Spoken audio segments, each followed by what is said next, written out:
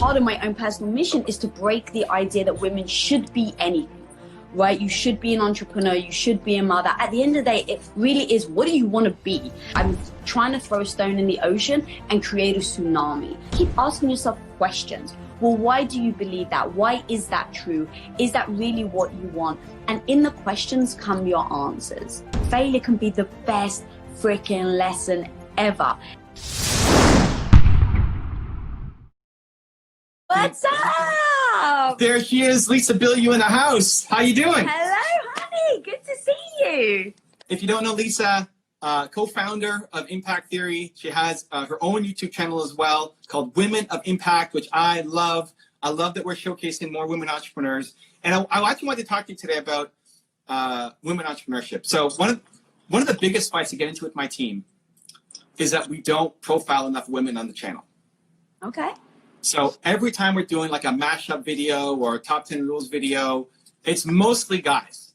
And when we're doing like a billionaire mashup, okay, there aren't as many women billionaires to start with. But on all the other videos, it's like we need to put a woman in there. And we fight constantly. A challenge is there's just not enough content. There's just not enough women stepping up and making content. So there's you, there's Marie Forleo, there's Mel Robbins, and then it like pretty quickly falls off. Where if you look to the guys, there's just so much more. Right. Why is that? And how do we fix it? That's amazing. God, that's a really good question. I'm working every day to figure out how we fix that.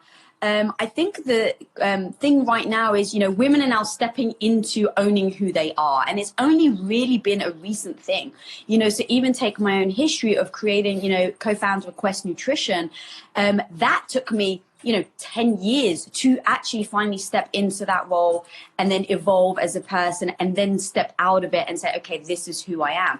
So when you think about, as the discussion gets more and more now about women stepping into their own, I can see in a year, in 2 years, in 5 years, in 10 years, it starts to be like, you won't be asking that question. And part of my own personal mission is to break the idea that women should be anything, right? You should be an entrepreneur, you should be a mother. At the end of the day, it really is, what do you want to be? And so for the women that are finally saying, oh, I want to be in business, I want to be an entrepreneur, now they're stepping into it. And maybe it's just like, now they're just stepping into it on step one. So again, like in a couple of years, you'll start to see, hopefully, more and more women allowing themselves to step into whatever role they actually desire versus the role that their history or their parents or, their culture has put upon them. So it's this really exciting time. Were you a Star Trek fan, or are you a Star Trek fan? I'm not. Okay. Do you know Lieutenant Uhura? I'm so curious on where this is going. Yeah. It just inspired a thought. Do you know Lieutenant Uhura? No. Okay, so the original Star Trek is Captain Kirk, and then Spock. Okay. And then Lieutenant Uhura. So she was third in command of the ship. And at the time, it was crazy that a black woman would be in charge of anything, let alone like this futuristic, spaceship. Was crazy. And Lieutenant Uhura wanted to quit the show after the first season to go back to Broadway, which she loved. And Martin Luther King went to go visit her and said, what you're doing for the black community is too important, and you have to keep going. And so she stuck with it for the 6 seasons of original Star Trek. And my favorite part of that was, because at the time, a black woman on TV is going to be a maid or a servant or just like low-level work. Whoopi Goldberg, you know Whoopi Goldberg, right? Famous actress.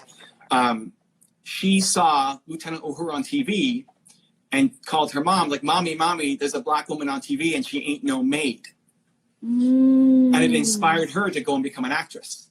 And so I see that in like what you're doing, and that you are yourself being a badass. I love the Wonder Woman stuff you put in now. Like, I think that should be your middle name. It's like Lisa, Wonder Woman, Bilyeu. There it is. There it is. The necklace, the signs. If you follow her on Instagram, you'll see tons of content with Wonder Woman there. And I see that with what you're doing, but also the guests that you're bringing on to shine a light on people that say, like, look, this is what's possible. But how far away do you think it is? Like, is there just something that is women do you find women are just different or have different sets of beliefs that are harder to overcome, or is it just you think it's all going to become even in 20 years? Oh, I guess it depends on what you mean even. Really, for me, it's about not even saying women should be doing one thing or another. It's about just giving people permission. And I can only take it from my stance from growing up. It's like growing up, I didn't really see that. I didn't see, you had maybe one or two women. I mean, obviously, growing up in England, you saw Margaret Thatcher, you saw Princess Diana really stepping into her own, but none of that actually ever felt tangible, right? It was always the, superstars on the big screen or, the really high level, and then everybody else is how I felt. And so I would see the everybody else was like, well, I didn't grow up in that. That isn't my world, so I can't be that. And really what I freaking love about social media, and I know a lot of people hate on social media, but I'm always just like, the beauty that it has brought is to show the everyday person, right? And I even think of myself as an absolute everyday person. I grew up in a house in London, in North London. I wanted to be in the movie industry, and everyone was like, who the hell do you know in Hollywood? What right do you have going to America? You don't know anyone. How are you going to get a visa? It was all this like negativity. And I just was stubborn enough to keep going. And I didn't have really anyone to model on. And I think that that's important on what social media is doing today, is that showing that you've got these women like Sarah Blakely. I mean, that woman is so freaking amazing. Her story of how she, went door to door, knocking on doors to sell fax machines to then literally building $1 billion company. Like, those are the stories that I think are so freaking motivating now to anyone listening, to, women out there that believe they can't. It's like, if you believe you can't, look at this person, look at this person, look at this person. It's, the 4-minute mile, right? It's like some people just need someone to say it's possible, then to show it's possible, and then other people are going to step into it.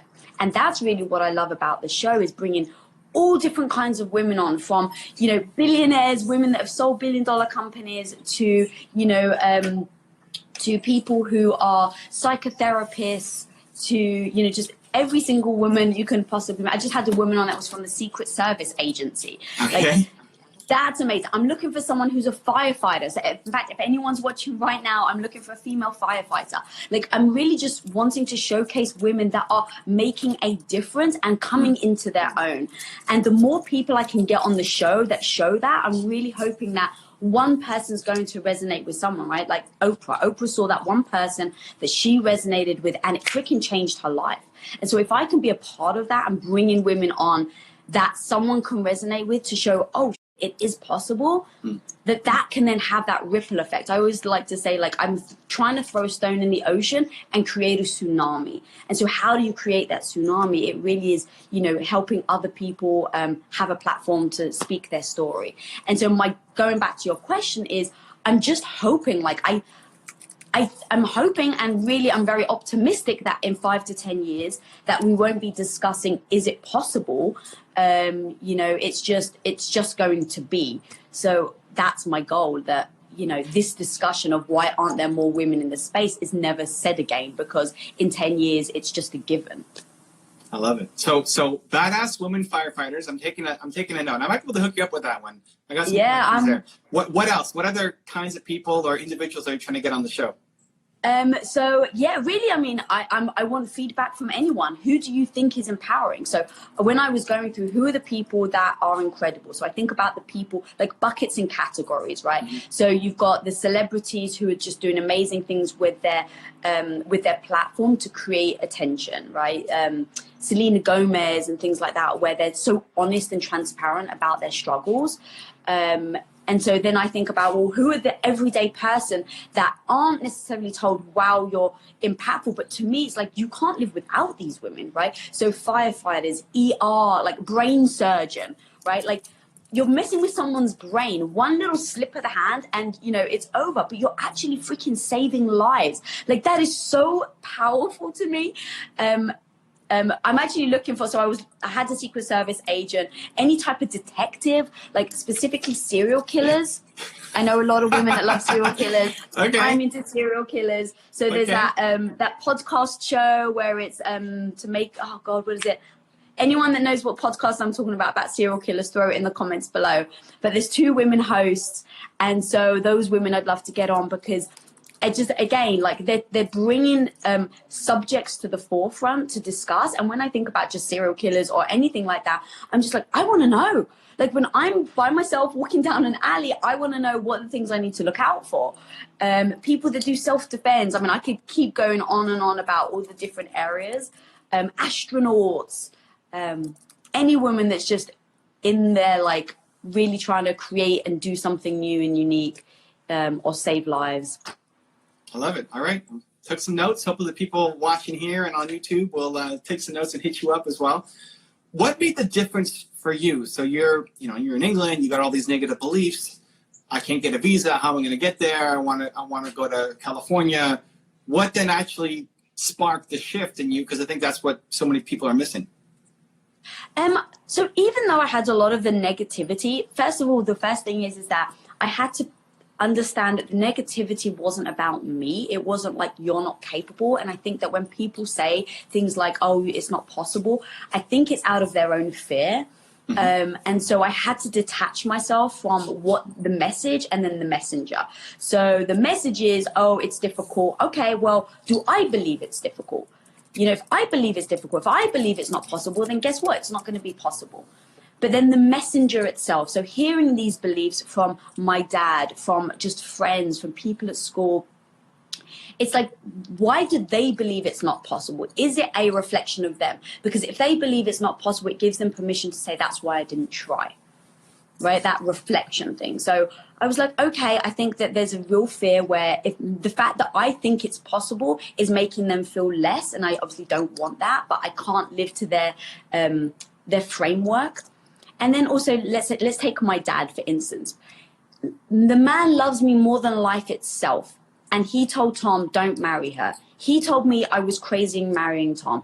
Well, 19 years later, I think I made the right decision. Right? Going into Quest Nutrition, he was like, what on earth do you guys know about protein bars? Why are you giving up the lifestyle that you've just spent the last 8 years, developing? You're risking your house. So all that negativity, like, is that because he doesn't love me, or is that because he doesn't believe in me? Or is that a reflection of his belief system that women should be at home, nothing against him. That's just the culture he was raised in. And then also his understanding of the world. So he came from a tiny, tiny village in Cyprus. And so for him, it was like every penny you can earn is a roof over your head. It's food on the table. So why would you ever risk that?